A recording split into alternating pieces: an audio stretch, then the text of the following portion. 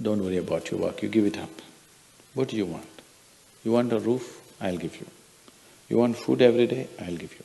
All you have to do is just sit in one place and be blissful. I will feed you for the rest of your life. Can you do?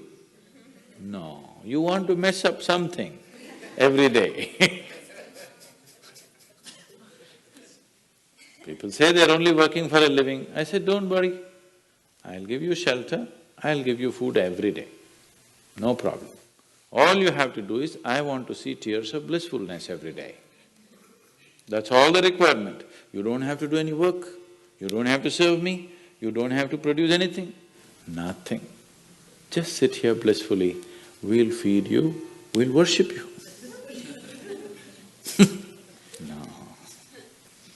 So the problem is not in your work, the problem is not in your life, the problem is not in the world that you live, the problem is just that you have not done the necessary things for this one to flow through this effortlessly, beautifully.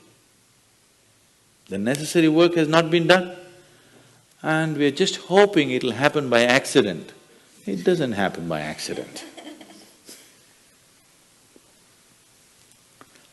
Lot of people in the world think United States of America is heaven.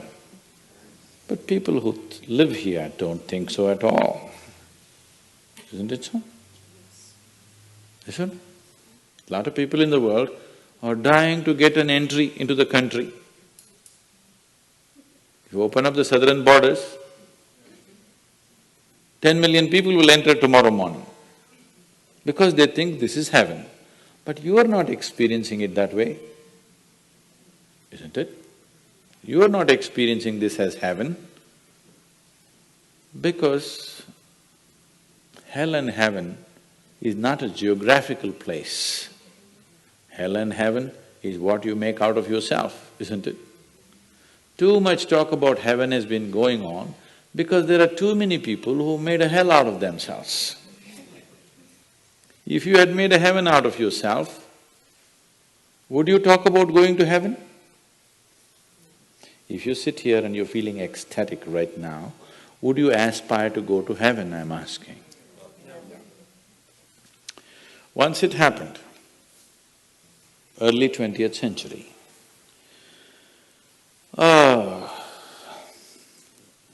an Orthodox Greek church, a bishop from that church. You know, Orthodox Greeks have their own separate church, they have their own pope who lives in Turkey, you know this? So a bishop from this order had heard so much about Indian mysticism and he wanted to go to India, but he never got around to make it because he had to serve the cloth that he wore.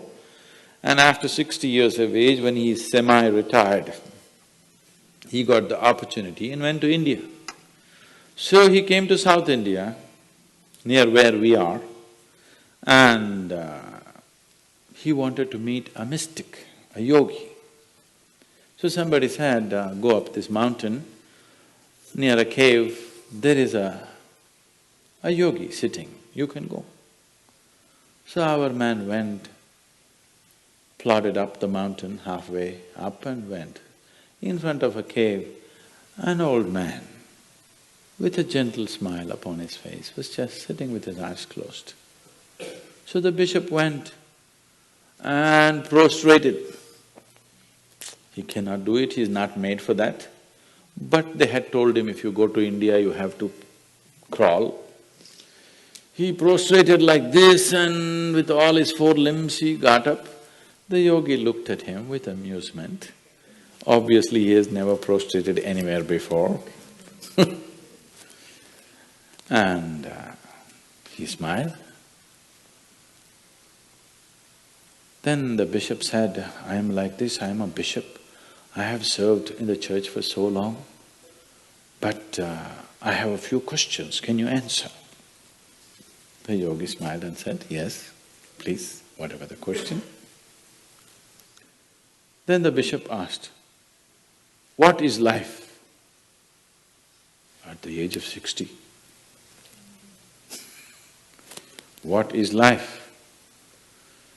So the yogi closed his eyes, became very blissful and said, life is like the fragrance of a jasmine on the spring breeze. And tears of blissfulness flowed out of his eyes as he was saying this.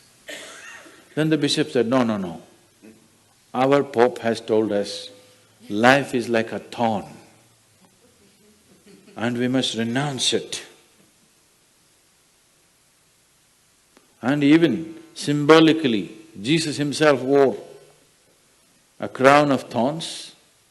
So, how come you say this? Our Pope says otherwise. The yogi looked at him, smiled and said, well, that's his life.